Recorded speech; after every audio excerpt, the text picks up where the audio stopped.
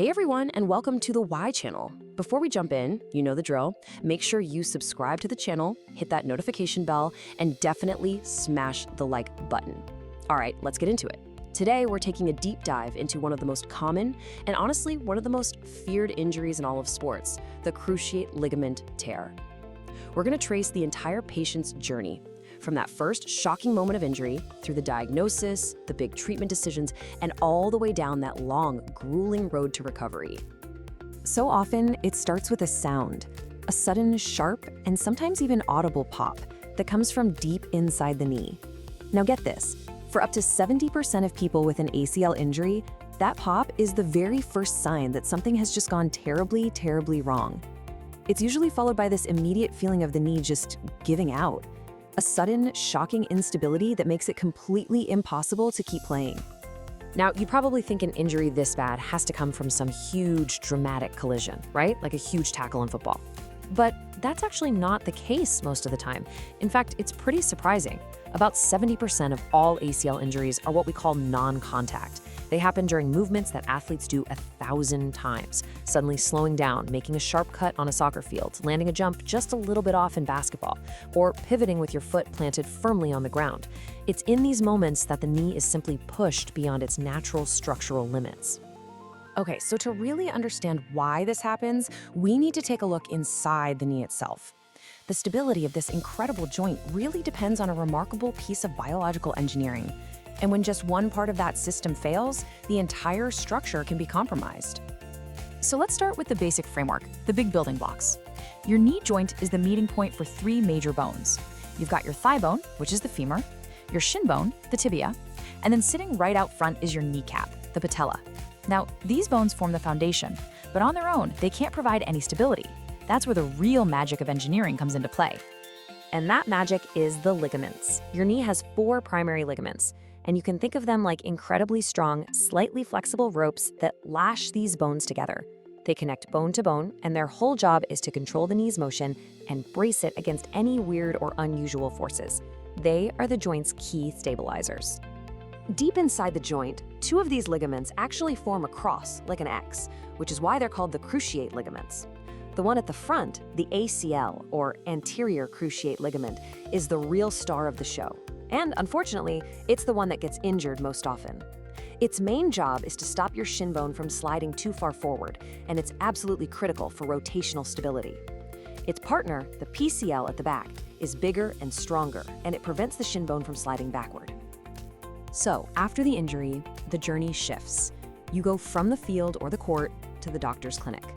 Getting an accurate diagnosis is absolutely essential for figuring out what to do next. So how do doctors know for sure what's actually wrong? Well, the process is very methodical and it follows 3 really clear steps. First, it starts with your story, the patient history. What were you doing? What did it feel like? What did you hear? Then comes the hands-on physical exam. And finally, imaging tests are used to confirm everything and to check for any other hidden damage.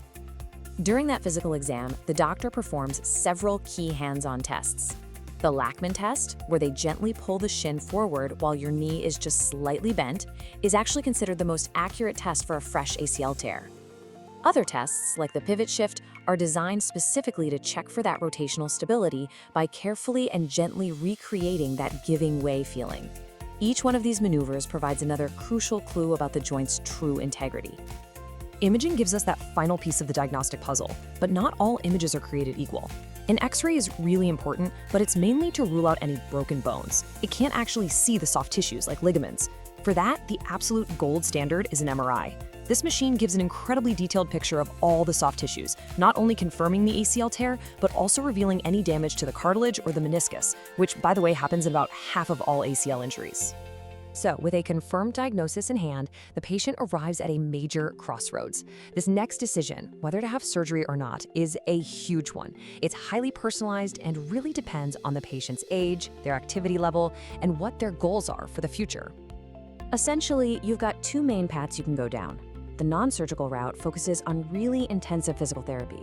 The whole goal is to strengthen the muscles around the knee, your quads, your hamstrings, so that they can kind of take over some of the stabilizing work that the missing ligament used to do. But for athletes and active people who want to get back to sports that involve a lot of cutting and pivoting, surgical reconstruction is almost always recommended to restore that critical stability. Now, here is a really critical distinction. A completely torn ACL can't just be stitched back together, like a cut on your skin. Because it has such a poor blood supply inside the joint, it just won't heal on its own. Instead, it has to be reconstructed, and that means the damaged ligament is completely removed and replaced with a brand new tendon, which is called a graft. So where does this graft tissue come from? Well, there are a few different places. An autograft means the tissue is harvested from your own body, most often from your patellar tendon, hamstring, or quad tendon. The other option is an allograft, which comes from a cadaver donor. And while allografts are used, a lot of research shows they have a higher rate of failure, especially in younger, more active patients. And the importance of this choice is huge. It really can't be overstated. This quote drives it home perfectly. While a lot of factors in your recovery are out of your control, the type of graft you choose is the single biggest controllable variable that will influence the long-term success of the surgery and your risk of re-injuring it down the line. So whether the path you choose is surgical or not, the journey is far from over. In fact, you could say the hardest part is just beginning.